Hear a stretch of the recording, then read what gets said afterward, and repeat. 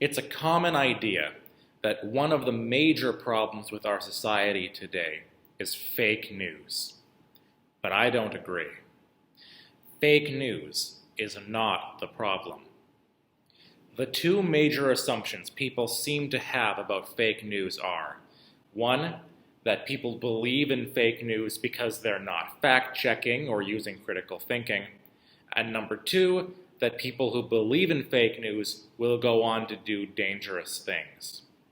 Now, obviously, there's an element of truth in both of these, but they also make a major mistake. They both assume that the reason people read or watch the news is to get information.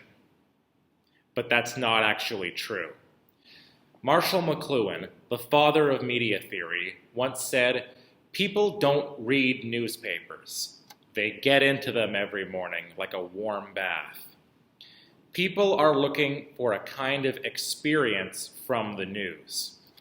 McLuhan recognized that the modern technological world was erasing our old community boundaries, and with them, our old identities.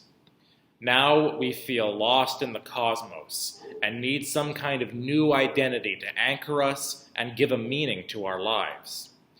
The news that we consume provides that meaning for us. That's why the philosopher Hegel said that the morning newspaper had replaced our morning prayer, because it makes people feel like they understand their place in the world. I've had to deal with this as a high school teacher confronting the problem of gossip among my students.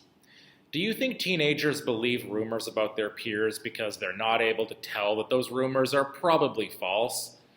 Or do they believe them because they like the feeling that gossip gives them, of having secret information or being part of an inside group? Studies on gossip have shown that this is exactly why gossip is so popular, even among adults. It gives people a sense of belonging and even of community. Trying to stop this by encouraging critical thinking and fact-checking is to miss the point. It's not that people who believe in fake news are misinformed. It's that they want a feeling that the fake news is offering them. Many years ago, I heard someone argue that Hitler never would have come to power in the age of the internet.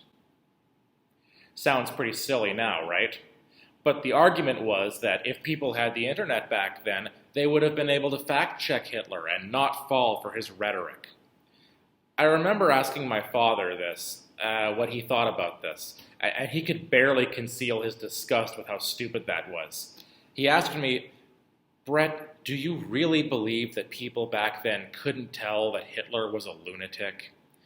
Information wasn't the problem. They followed him because they wanted what he was selling. And I think my dad was right. Trying to stop fake news with fact-checking is like trying to stop addictions by giving addicts a textbook on neurochemistry. People are chasing a sensation. If we want to fix the problem, we need to address that sensation. And what is the problem? It's that people need to feel like they have an identity or a mission in life, and they need to have a sense of belonging in the world. Why does a person believe in fake news about a pizzeria being a hub for child sex trafficking and then go in with guns to rescue those children? Is it because he's stupid? Or is it because he's looking for a purpose in life? I think it's the latter. So what do? I think we need to promote a different kind of mission in life, the pursuit of goodness, truth, and beauty. We need to get our identities and our life missions from them. Take Maximilian Kolbe. He was a Franciscan priest who was imprisoned in Auschwitz for his anti-Nazi publications. In the concentration camp, when one of his cellmates was going to be killed, he put himself forward to die in that man's place. This is an example of someone who finds their life's mission in serving the good and serving each other. But here's the thing.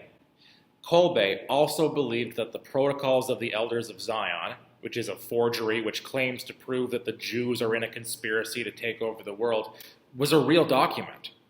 That's one of the most powerful examples of fake news in the world, and Kolbe believed it. But even though he believed this Jewish conspiracy theory, he didn't become a Nazi. Instead, he defended Jewish people and became one of the Nazis' great enemies. Why?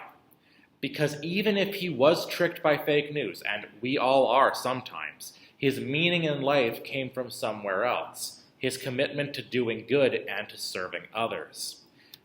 Fake news is not the problem. Our sense of loneliness and purposelessness that fake news appeals to is. What if, like Kolbe, we devote ourselves to moral excellence and form communities where we encourage each other in that same pursuit? If we do that, fake news will have nothing to offer our souls, because we'll already be feeding them with goodness, truth, and beauty.